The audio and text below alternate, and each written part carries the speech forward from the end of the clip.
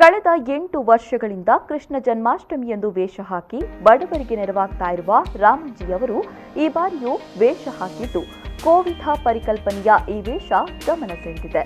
ಪ್ರತಿ ವರ್ಷ ವಿವಿಧ ಪರಿಕಲ್ಪನೆಯಿಂದ ಜನರ ಮುಂದೆ ಬಂದು ಮನೋರಂಜಿಸುವ ರಾಮಂಜಿ ಈ ಬಾರಿ ಕೋವಿಡ್ ಮಹಾಮಾರಿಯ ಹಿನ್ನೆಲೆಯಲ್ಲಿ ಕೊರೋನಾ ದೂರವಾಗಲಿ ಎಂಬ ಹಿನ್ನೆಲೆಯಿಂದ ಕೋವಿಡ್ ಎಂಬ ಪರಿಕಲ್ಪನೆಯನ್ನ ಮುಂದಿಟ್ಟು ವೇಷ ಹಾಕಿದ್ದು ಕಳೆದ 8 ವರ್ಷಗಳಿಂದ ಪ್ರಶಾಂತ್ ಉದ್ಯಾವರ ಮತ್ತು ಅವರ ತಂಡ ವೇಷವನ್ನ ವಿನ್ಯಾಸ ಮಾಡ್ತಾ ಇದ್ದಾರೆ.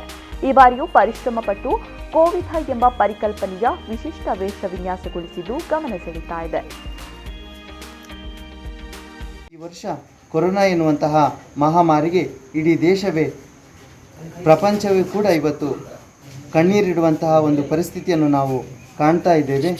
ಈ ಒಂದು ರೋಗದ ಮುಕ್ತಿಯನ್ನು ಇಡೀ ಪ್ರಪಂಚ ಕಾಣುವಂತಾಗಲಿ ಎನ್ನುವಂಥ ಆಶಯದೊಂದಿಗೆ ಈ ವರ್ಷ ನಾನು ಕೋವಿದ ಎನ್ನುವ ಒಂದು ಪರಿಕಲ್ಪನೆಯ ವೇಷದೊಂದಿಗೆ ಶ್ರೀಕೃಷ್ಣನ ನಾಡಿನಲ್ಲಿ ಇಂದು ಜರುಗುತ್ತಿರುವಂತಹ ವಿಟ್ಲಪಿಂಡಿಯ ಮಹೋತ್ಸವಕ್ಕೆ ಈ ಒಂದು ಬಣ್ಣದ ಅರ್ಪಣೆಯನ್ನು ಮಾಡುತ್ತಾ ಶ್ರೀದೇವರಿಗೆ ನನ್ನ ಹರಕೆಯನ್ನು ಸಲ್ಲಿಸ್ತಾ ಇದ್ದೇನೆ. ನೀವು ಈಗಾಗಲೇ ವೇಷವನ್ನು ನೋಡಿದಿರಿ. ಇಡೀ ಜಗತ್ತಿವತ್ತು ಕೊರೋನಾ ಮಹಾಮಾರಿ ತತ್ತರಿಸ್ತದೆ. ನೀವು ರಾಮಂಜಿ ವೇಷವನ್ನು ನೋಡಿದರೆ ಆ ಬಾಟಮ್ ಪಾರ್ಟ್ ಏನಿದೆ ಅದು ಪೂರ್ತಿ ಕೊರೋನಾದಿಂದ ಆವರಿಸಿರುವಂಥದ್ದು. ಆದರೆ ಇದು ಹೀಗೆ ಇರುವಂಥದ್ದಲ್ಲ, ಅದು ಬದಲಾಗ್ತದೆ.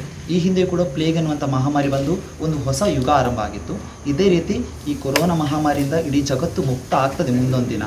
ಸೊ ಹಾಗಾಗಿ ಮೇಲಿನ ಪಾರ್ಟ್ ಆ ಇಡೀ ಒಂದು ಹೊಸ ಜಗತ್ತು ನಮ್ಮ ಮುಂದೆ ಬರ್ತದೆ ಎನ್ನುವಂಥ ಹಿನ್ನೆಲೆಯಲ್ಲಿ ಈ ಇಡೀ ವೇಷವನ್ನು ನಾವು ವಿನ್ಯಾಸ ಮಾಡಿದ್ದೀವಿ.